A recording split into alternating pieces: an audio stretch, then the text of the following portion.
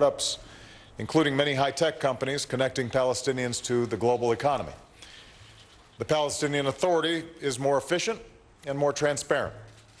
There are new efforts to combat corruption so entrepreneurs and development can expand. Palestinian security forces are stronger and more professional, serving communities like Bethlehem, where President Abbas and I will visit the Church of the Nativity tomorrow. Moreover, this progress has been achieved under some extremely challenging circumstances.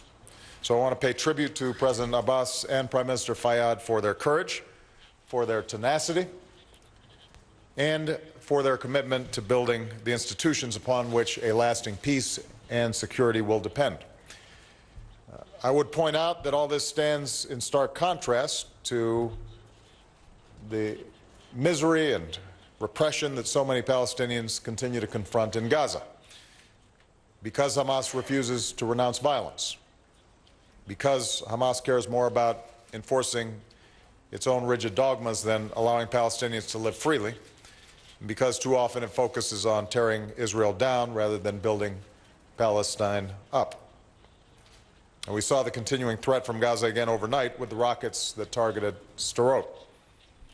We condemn this violation of the important ceasefire that protects both Israelis and Palestinians, a violation that Hamas has a responsibility to prevent. Here in the West Bank, I realize that this continues to be a difficult time for the Palestinian Authority financially. So I'm pleased that in recent weeks the United States has been able to provide additional assistance to help the Palestinian Authority bolster its finances. Projects through USAID will help strengthen governance, rule of law, economic development, education, and health. We consider these to be investments in a future Palestinian state, investments in peace, which is in all of our interests. And more broadly, in our discussions today, I reaffirmed to President Abbas that the United States... All right, so we're listening to President Obama and this press conference that he's giving with Palestinian leader Mahmoud Abbas comes just a day after he met with Israeli Prime Minister Benjamin Netanyahu. Now, there, they reached some common ground concerning the issue of Iran and nuclear abilities and Israel's right to defend itself. But they've largely, before today, avoided the issue of settlements on the West Bank, one of the most contentious issues in the talks between Israel and Palestinian. So, Palestine, I should say, Palestinians.